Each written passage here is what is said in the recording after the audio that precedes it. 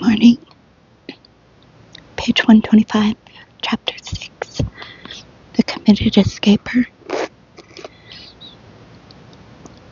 When Georgy Pavlovich Tenno talks nowadays about past escapes, his own, those of comrades, and those of which he knows only by repute, his words of praise for the most uncompromising and persistent heroes, Ivan Vorobyov, Mikhail Khydarov, Grigory Kundla, and Hafiz Hafizov, are these. There was a committed escaper. A committed escaper. One who never for a minute doubts that a man cannot live behind bars. Not even as the most comfortable of trustees in the accountant's office, in the cultural and educational section, or in charge of the bread ration. One who, once he lands in prison, spends every waking hour thinking about escape and dreams of escape at night. One who has vowed never to resign himself and subordinates every action to his need to escape. One for whom a day in prison can never be just another day. There are only days of preparation for escape, days on the run, and days in the punishment cells after recapture and beating. A committed escaper. This means one who knows what he is undertaking, one who has seen the bullet-riddled bodies of other escapers on display along the central tract. He has also seen those brought back alive, like the man who is taken from hut to hut, black and blue, coughing blood, and made to shout, "Prisoners, look what happened to me. It can happen to you too." He knows that a runaway's body is usually too heavy to be delivered to the camp, and that therefore the head alone is brought back in a duffel bag sometimes. This is more reliable proof according to the rule book, together with the right arm chopped off at the elbow, so that the special section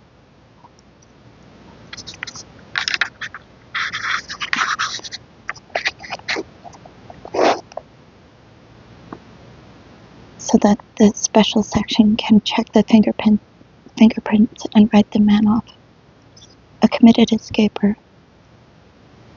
It is for his benefit that the window bars are set in cement, that the camp area is encircled with dozens of strands of barbed wire, towers, fences, reinforced barriers, that ambushes and bodily traps are set, that red meat is fed to gray.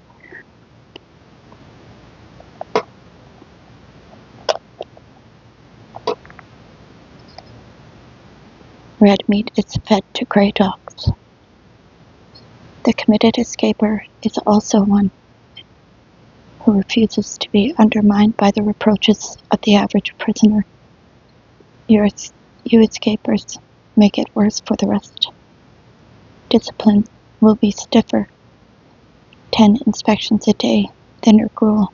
He ignores the whispered suggestions of other prisoners, not only those who urge resignation. Life's not so bad in camp, especially if you get parcels, but those who want him to join in protests or hunger strikes, because all that is not struggle but self-deception. Of all possible means of struggle, he has eyes only for one, believes only in one, devotes himself only to one: escape. He cannot do otherwise.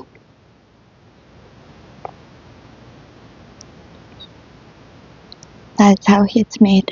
A bird cannot renounce seasonal migration, and a committed escaper cannot help running away.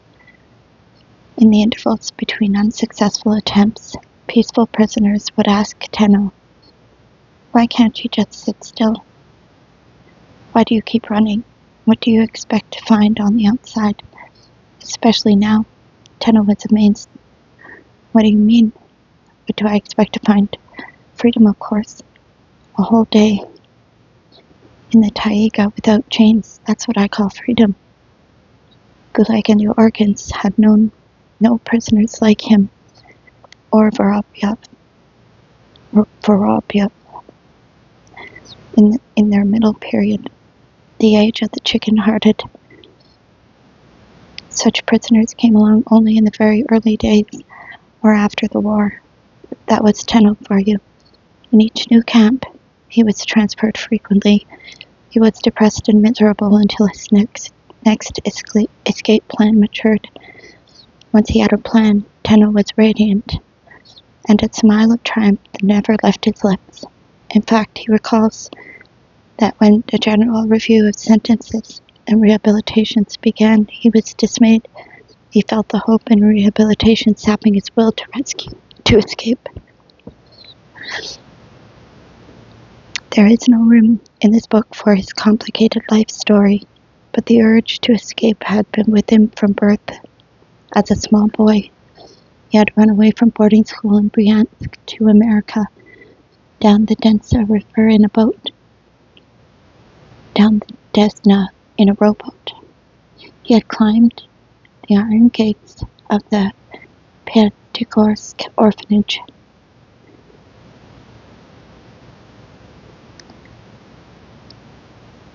In his underwear and in midwinter, and run away to his grandmother.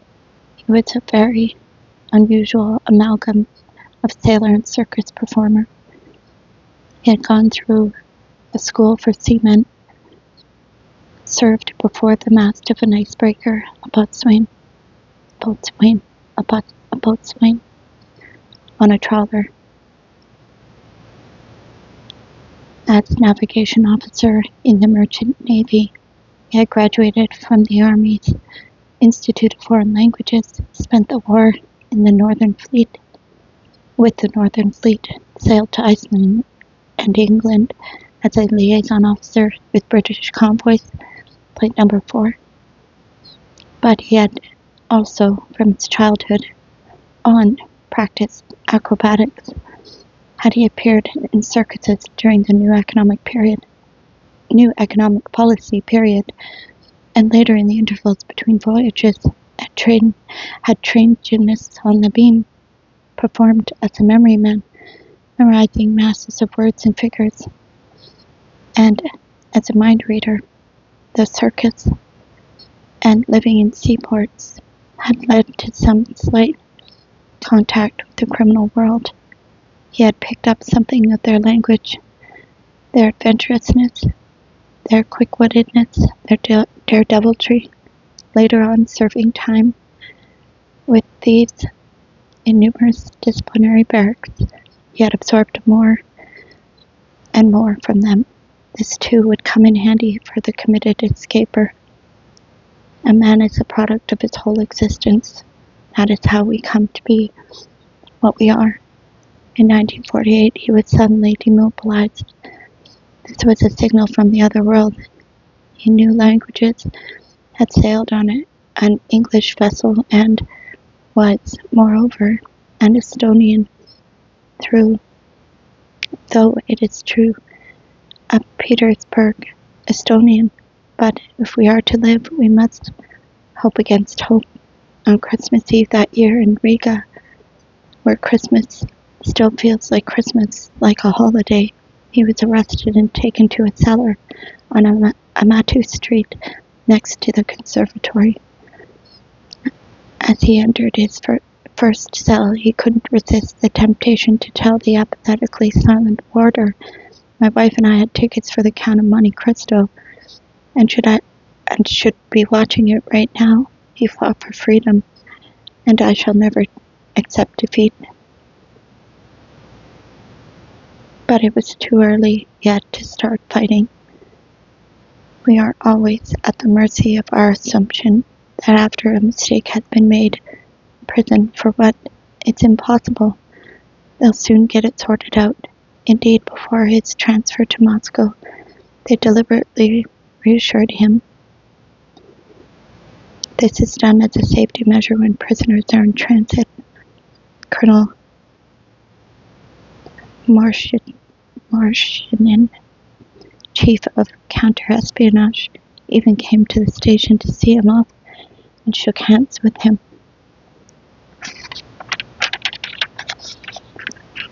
Have a good journey. There were 4 of them.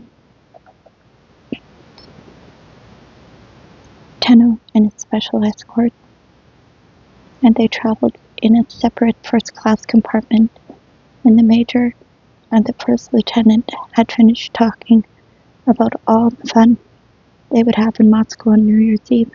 Perhaps special escort duties are merely an excuse for such trips. They lay down on the upper bunks and appeared to be sleeping. On the other lower bunk lay a chief petty officer. He stirred whenever the prisoner opened his eyes. There was a dim light from a blue bulb overhead. Under Tenno's pillow was his first and last hastily made parcel from his wife, a lock of her hair, and a bar of chocolate. He lay and thought. The rhythm of the carriage wheels was soothing. We can fill their rattle with any meaning, any prophecy we please.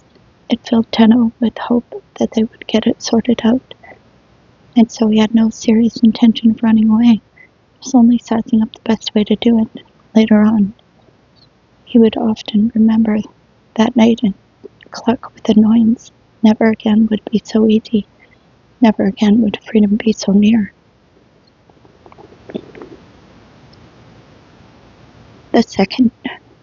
Twice in the course of the night, Tenno went along the deserted corridor, and the petty officer went with him. He had his pistol slung low, as sailors always do. He even squeezed into the lavatory with the prisoner. For a master of judo and wrestling, it would have been child's play to pin him there, and then take his gun from him, order him to keep quiet, and calmly leave the train when it stopped. The second time the petty officer was afraid to go into that narrow place and waited outside the door.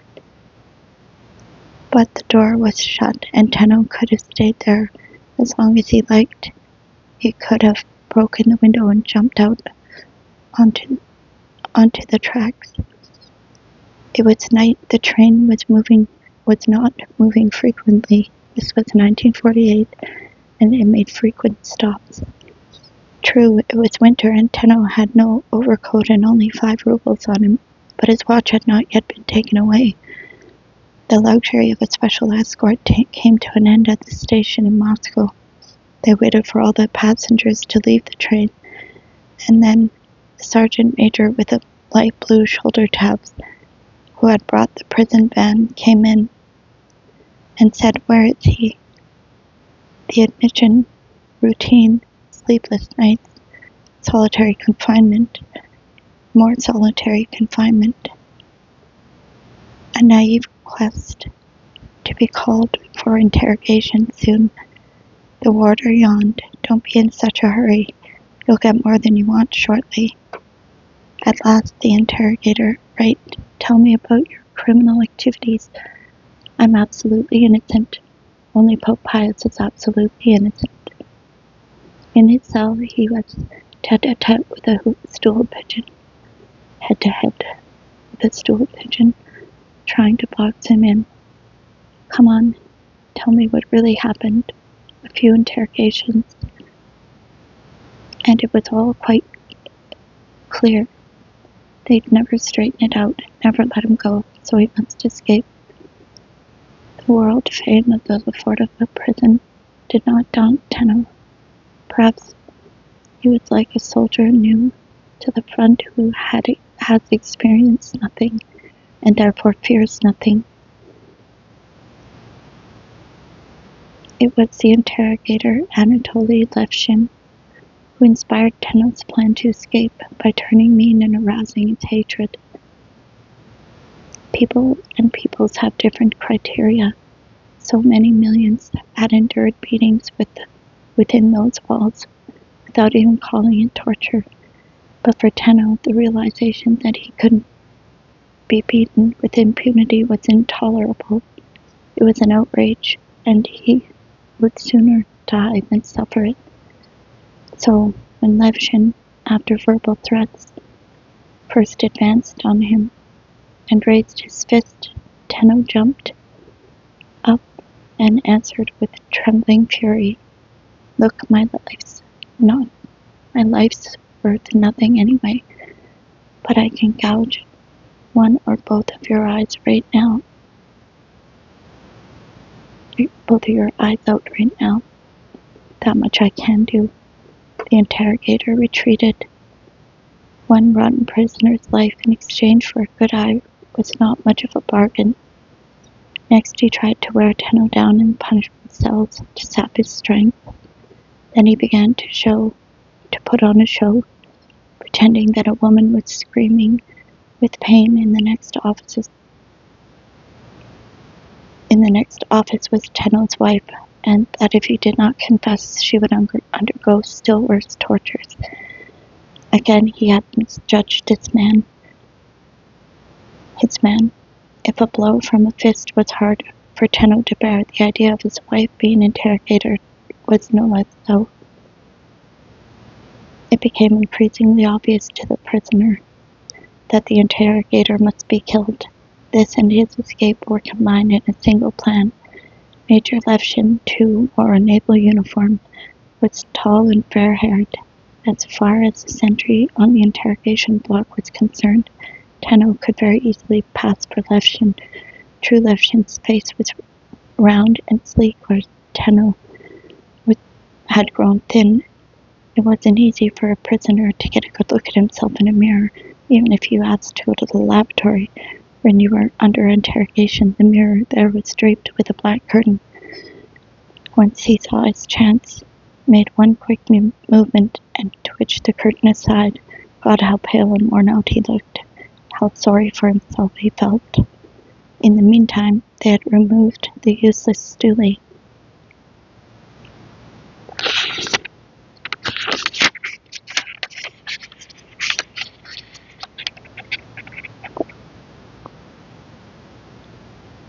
From the cell.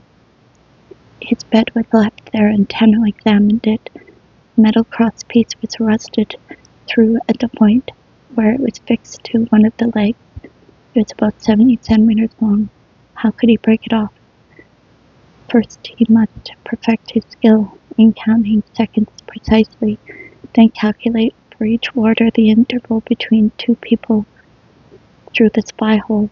You had to put yourself in the place of whichever warder was on duty as he strolled at his own pace along the corridor. The interval varied between 45 and 65 seconds. During one such interval, he tried his strength, and the metal bar cracked off at the rusted end. Breaking the other solid end was harder.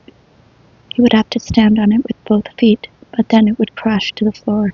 So in the interval between the two visits, he must make time to put a pillow on the cement floor, stand on the bed frame, break it, replace the pillow, and hide the bar for the time being, say, in his bed. And all the time he must be counting seconds. It broke, the trick was done. But the problem was only half solved. If they came in and found it, he would be rotting in the punishment cells. 20 days of that, and he would lose the strength he needed to escape, or even to defend himself against the interrogator. Yes, that was it.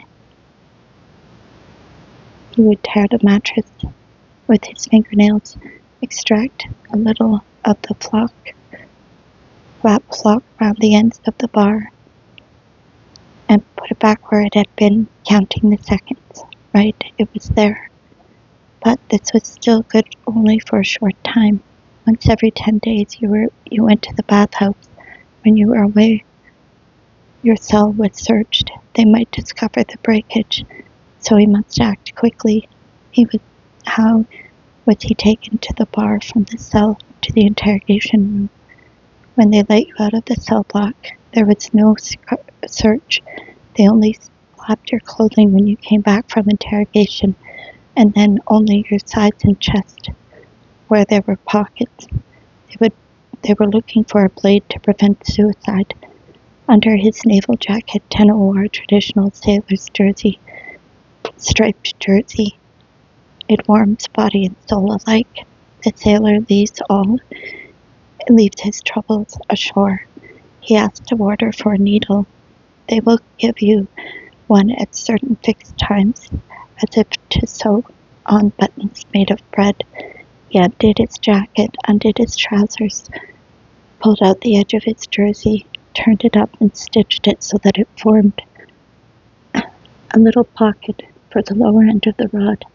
He had previously snapped off a bit of tape from his underpants. Now he pretended to be sewing a button on his jacket and stitched this tape to the inside of the jersey at chest level so that it formed a loop to hold the rod steady. Next he put his jersey on back to front and began practicing day after day. The rod was set in position down his back under his jersey. It was pushed through the loop at the top until it rested in the pocket below. The upper end of the rod came up to his neck under his tunic collar. His training routine went like this. In a short time between two inspections, he would have to swing his hand to the back of his neck, seize the end of the rod while bending his trunk backward, then with a reverse movement straighten like released bowstring while simultaneously drawing the rod and strike the investigating officer with a smart blow on the head. Then he would put everything back in place. An eye at the spy hole, the prisoner would be leaping through a butt. The prisoner became quicker and quicker until the rod fairly whistled through the air. If the blow was not fatal, the investigating officer would certainly be knocked out. If they had arrested his wife too, he would show none of them mercy. He also provided himself with 2 wads of flock from the same mattress. These he could insert between his gums and cheeks to make his face fuller. He must also, of course, be clean-shaven on the day, and they scraped you with blunt razors once a week, so that the day must be chosen carefully. How was he to put some color into his cheeks? He would rub just a little blood on them, that fellow's blood. An escaper cannot use his eyes and ears idly, as other people do. He must look and listen for his own special purpose. He must let no trifle pass him by without comment. Wherever he is taken, to interrogation, to the exercise yard, to the lavatory, his feet count their steps, count stairs. Not all of this will be useful, but they count anyway. His body notes the turns. He keeps his eyes on the ground as ordered, and they examine the floor. What is it made of? Is the surface unbroken? They search his surroundings as far as he can see, inspecting all doors, double or single. What sort of handles? What sort of locks? Do they open inward or outward? His mind assesses the function of every door. His ears listen and make comparisons.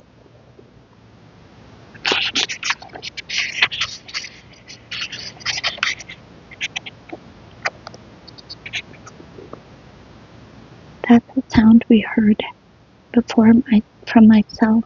Now I know what it means.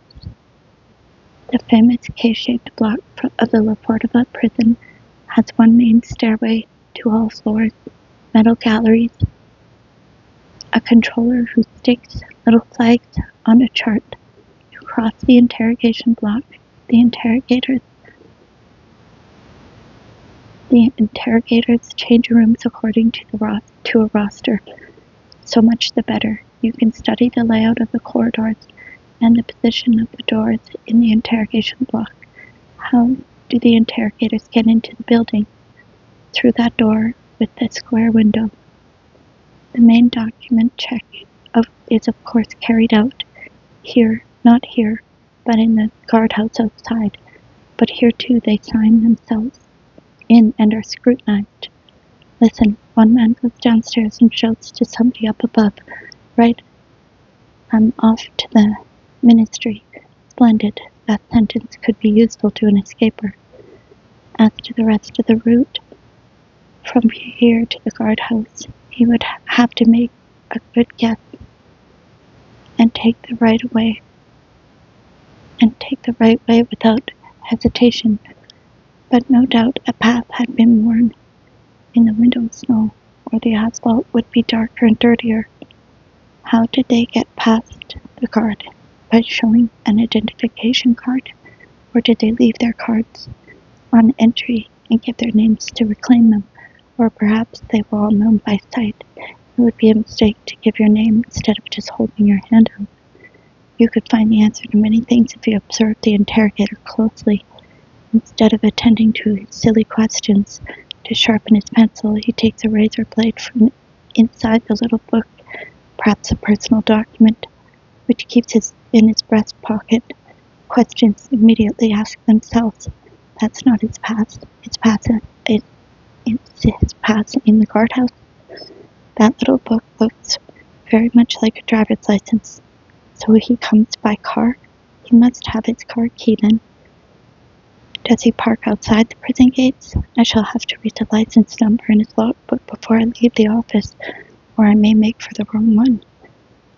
They have no cloakroom. He hangs his overcoat and cap here in the office. So much the better.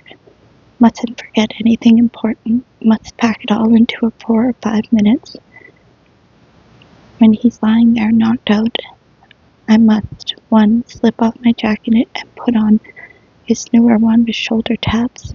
2, remove his shoelaces and lace up my own floppy shoes. That will take time. 3, tuck his razor blade into a specially prepared place in the heel of my shoe. If they catch me and sling me into the nearest cell, I can cut my veins. 4, examine all his documents and take what I need. 5, memorize the license plate number and find the ignition key. 6, shove my own dossier into his bulky briefcase and take it with me. 7, remove his watch. 8, redden my cheeks with blood. 9, drag his body behind the desk or screen so that nobody coming in will think he's left and not raise a hue and cry. 10, roll the flock into little balls and put them in my cheeks. 11, put on his coat and cap. 12, disconnect the wires to the light switch. If anybody comes soon afterward, finds it dark, and tries the switch, he will be sure to think that the bulb has burnt out, and that's why the interrogator has gone to another office, even if they screw in another bulb. They won't immediately realize what has happened. Alright, thank you for listening. Have a good day.